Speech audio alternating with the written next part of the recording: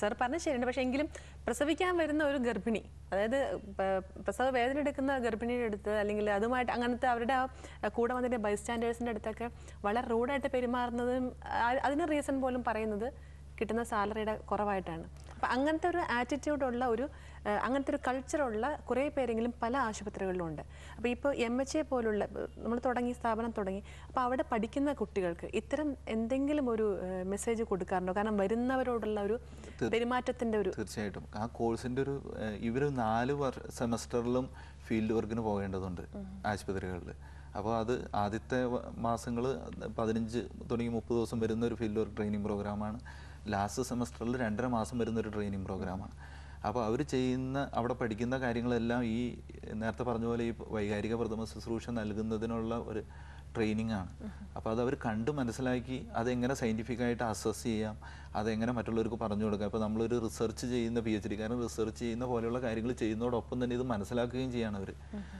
അപ്പോൾ ഇങ്ങനെ വരുമ്പോൾ ഇവരുടെ ബുദ്ധിമുട്ടുകൾ കൊണ്ട് രോഗികളും ജീവനക്കാരും തമ്മിലും, രോഗികളും അവരുടെ റിലേറ്റീവ്സും തമ്മിലും, അതേപോലെ ജീവനക്കാരും റിലേറ്റീവ്സും തമ്മിലുമാണ് സാധാരണ ഈ പ്രശ്നങ്ങൾ ഉണ്ടാകുന്നത്.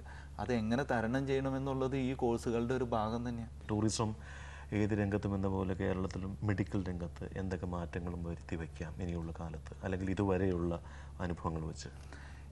ഇപ്പോൾ കാണുന്ന ട്രെൻഡ് അനുസരിച്ച് നമുക്കൊരു പക്ഷേ ഇപ്പോൾ കേരളീയർ പുറത്തുപോയി ജോലി ചെയ്ത് കൊണ്ടുവന്നതിൽ കൂടുതൽ പൈസ കേരളത്തിലേക്ക് വരാനുള്ള ഒരു അവസരമാണ് മെഡിക്കൽ ടൂറിസം രംഗത്തുള്ളത്. അത് ശരിയായ വിധം വിനിയോഗിക്കപ്പെടണം എന്ന് മാത്രം.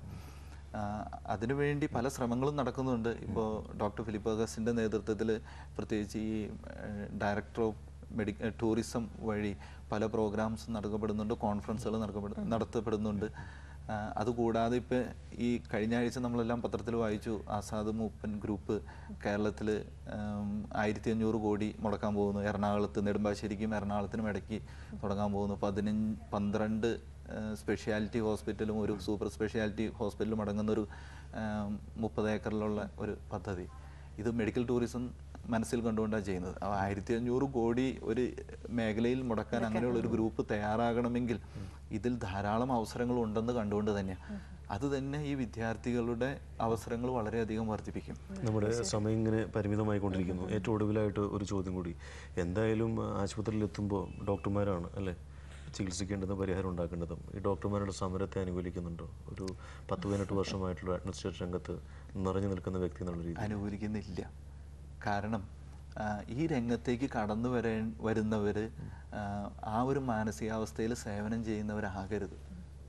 കാരണം ഒരു രോഗി ഇപ്പോൾ മരിക്കുമെന്ന രീതിയിൽ തൻ്റെ മുമ്പിൽ കൊണ്ടുവരുമ്പോൾ എൻ്റെ അവകാശത്തിന് വേണ്ടി ഞാൻ ആ രോഗിയെ ചികിത്സിക്കില്ല എന്ന് പറഞ്ഞാൽ അത് ഒട്ടും ഇന്നത്തെ ഹ്യൂമൻ റിലേഷനിൽ നമുക്കത് ഒരിക്കലും അക്സെപ്റ്റ് ചെയ്യാൻ പറ്റാത്തതാണ്. കാരണം എന്ന് വെച്ചാൽ ഞാൻ എത്ര തിരക്കിൽ പോകുകയാണെങ്കിലും റോഡിൽ ഒരാൾ ആക്സിഡൻ്റായി പെട്ട് കിടക്കുമ്പോൾ ഏതൊരു വ്യക്തിക്കും എങ്ങനെയെങ്കിലും അത് രക്ഷിക്കണമെന്നല്ലേ തോന്നുന്നത്. അത് ഏതൊരു സാധാരണക്കാരൻ്റെ കാര്യം. എന്നിട്ട് ഒരു പ്രൊഫഷണലിന് അത് പറ്റുന്നില്ല എന്ന് പറഞ്ഞാൽ നമുക്കതൊരിക്കലും അംഗീകരിക്കാൻ പറ്റില്ല. ഈ പല സ്ഥലങ്ങളിലാണ് സന്തോഷത്തോട് കയറി ചെല്ലാൻ പറ്റാത്തതെന്ന് ഉണ്ട് അല്ലേ? ആശുപത്രി പോലെ തന്നെ വേറെ ചില സ്ഥലങ്ങളുണ്ട് എപ്പോഴും സന്തോഷത്തോടെ ചെല്ലാൻ പറ്റിയെന്ന് വരില്ല. പക്ഷേ ആശുപത്രികളും സന്തോഷത്തോടെ കടന്ന് എല്ലാമെന്നൊരു ചിത്രം ഇപ്പോൾ ഉണ്ട് അല്ലേ? ആശുപത്രികളുടെ മുഖം മാറിക്കൊണ്ടിരിക്കുന്നു. മാത്രമല്ല ഇതുപോലുള്ള ഇപ്പോൾ ഇതിൽ ആർട്സ് പഠിച്ച കുട്ടികൾക്കും പങ്കെടുക്കാമല്ലോ സാർ. സയൻസ് മാത്രം പോരല്ലോ, ഓപ്പർച്യൂണിറ്റീസ് ഉണ്ട്. അപ്പോൾ ഇപ്പോൾ ഇദ്ദേഹം പറഞ്ഞ അനുസരിച്ചാണെങ്കിൽ MHA കഴിഞ്ഞിറങ്ങുന്ന വളരെ സ്പിരിറ്റോട് കൂടിയ പുതിയ തലമുറ, കാരണം ഇതിപ്പോൾ ഫസ്റ്റ് ബാച്ച് ഇറങ്ങാൻ പോവാണ്, 2 വർഷത്തെ കോഴ്സ് കഴിഞ്ഞ് ഇറങ്ങാൻ പോവാണ് ലിറ്റിൽ ഫ്ലവറിലെ ആദ്യത്തെ. ഗാന്ധി യൂണിവേഴ്സിറ്റിയുടെ SMB സെന്ററിൽ കുറച്ച് കാലമായിട്ട് നടക്കുന്നുണ്ട്. അത് ഇറങ്ങിക്കഴിയുമ്പോൾ എനിക്ക് തോന്നുന്നു സനിൽ പറഞ്ഞതുപോലെ വളരെ മാറ്റം. അത് ആശുപത്രി നമ്മൾ കയറി ചെല്ലുമ്പോൾ തന്നെ വളരെ പ്ലസന്റ് ആയിട്ടുള്ള ഫേസോടുകൂടി സ്വീകരിക്കാൻ നിൽക്കുന്ന ഒരു കൂട്ടം ചെറുപ്പക്കാർ. ഞാൻ ഈ അടുത്ത കാലത്തും ഹോസ്പിറ്റലിൽ വളരെ സന്തോഷത്തോടെ പ്രതീക്ഷയോടുകൂടി പലവട്ടം പോകാൻ ആഗ്രഹിച്ചു പോയിരുന്നു കേട്ടോ. വേറൊന്നുമല്ല, എനിക്കൊരു കുഞ്ഞുണ്ടായപ്പോഴാണ്. അങ്ങനെ ധാരാളം പേര് ആശുപത്രിയെ സന്തോഷത്തോടു കൂടി കാണുന്ന, കാരണം ഗർഭം ഒരിക്കലും ഒരു രോഗമല്ലല്ലോ. വളരെ സന്തോഷം തോമസ് പാലാട്ട് ഈ എക്സ്പീരിയൻസ് പങ്കുവയ്ക്കാമെന്ന് മാത്രമല്ല കൂടുതൽ തൊഴിലവസരങ്ങളുള്ള മേഖലയിൽ ഏതൊക്കെ രീതിയിലാണ് മെഡിക്കൽ ടൂറിസം, മെഡിക്കൽ ഇൻഷുറൻസിനെ കുറിച്ച് ചോദിക്കാനായിട്ടിരിക്കുകയായിരുന്നു. പക്ഷേ നമ്മുടെ സമയം തീർന്നുകൊണ്ടിരിക്കുന്നു. കൂടുതൽ പ്രതീക്ഷാവഹമായ മാറ്റങ്ങൾ ഉണ്ടാകും എന്ന് മാത്രമല്ല ഏറ്റവും ഒടുവിലെ ചോദ്യത്തിന് അദ്ദേഹത്തിൻ്റെ ഉറച്ച ഉത്തരം സമരത്തെക്കുറിച്ച്. Thank you very much Thomas Palat.